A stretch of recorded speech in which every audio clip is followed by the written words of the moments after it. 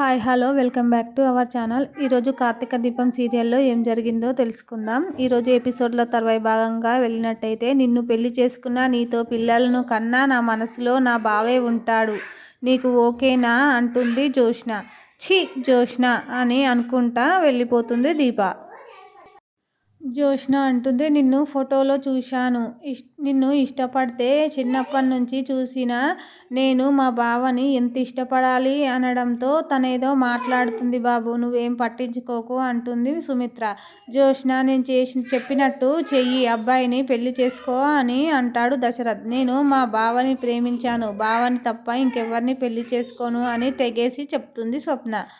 మీ బావ పెళ్ళి అయిపోయింది అంట కదా అని చరణ్ అనడంతో, నీతో పెళ్ళి చేసుకున్న పిల్లల్ని కన్నా కూడా నా మనసులో నా బావే ఉంటాడు అని అంటుంది స్వప్న.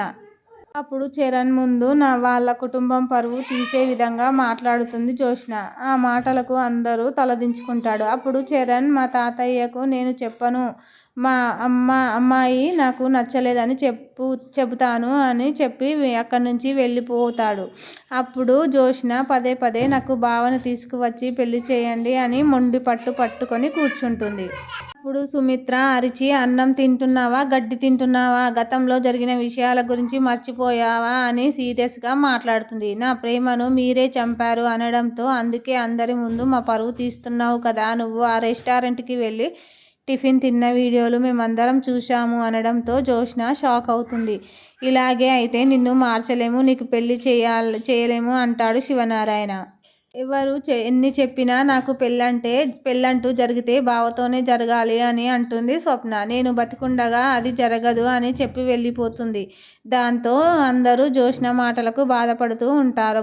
మరొక వైపు దీప శౌర్యని స్కూల్కు పిలుచుకొని వెళ్తుండగా అంతలో అక్కడికి జోష్న వస్తుంది. అప్పుడు నేను మిమ్మల్ని డ్రాప్ చేస్తాను పదండి అనడంతో దీప, ఏం అవసరం లేదు, మేమే నడిచి వెళ్తాము అని అంటుంది దీప. అప్పుడు శౌర్య ముందు ఏం తెలియని దాని మీద నాటకాలు ఆడుతూ శౌర్యను ఒప్పించే ప్రయత్నం చేస్తుంది జోష్న. అప్పుడు శౌర్య వెళ్ళి కారులో కూర్చోవడంతో దీప చేసేదేమీ లేక వెళ్ళి కారులో కూర్చుంటుంది. మరొక వైపు కార్తీక్ రెస్టారెంట్ గురించి చెప్పడంతో కాంచన సంతోషపడుతూ ఉంటుంది. అప్పుడు ఇద్దరు సంతోషంగా మాట్లాడుకుంటూ ఉంటారు.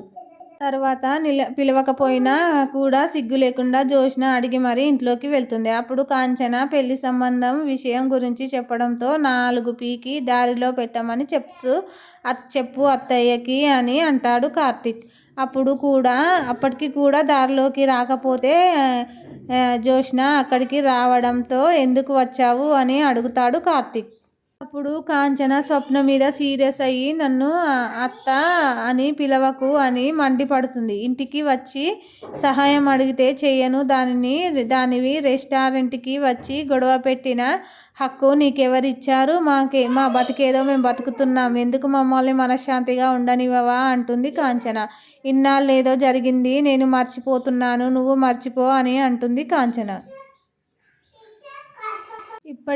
ఎప్పటికీ ఒకే మాట, నేను మా బావని తప్ప ఎవరిని పెళ్లి చేసుకోను అని అంటుంది జోష్న. అప్పుడు కాంచన కార్తీక్ ఎంత చెప్పినా కూడా వినిపించుకోకుండా జోష్న మూర్ఖంగా మాట్లాడుతుంది.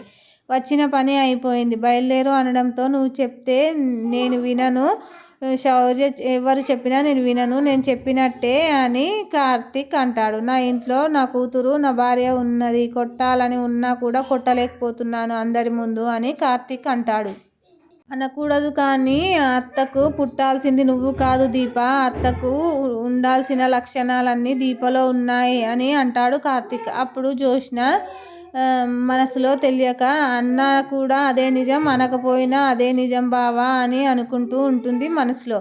తర్వాత జోష్న చేతిలో లడ్డు పెట్టి, నువ్వు కూడా రెస్టారెంట్ సక్సెస్కి కారణమైనందుకు సంతోషపడుతున్నాను అని బయటకు వెళ్ళు అని కార్తీక్ అంటాడు.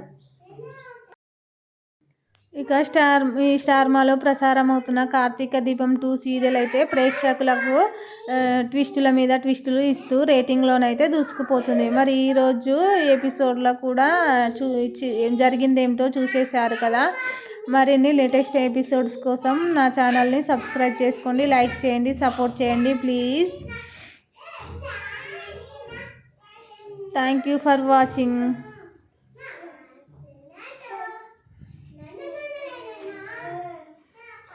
కార్తీక దీపం సీరియల్లో ఏం జరిగిందో తెలుసుకున్నారు కదా. మరి రేపటి ఎపిసోడ్లో ఏం జరిగిందో తెలుసుకుందాం.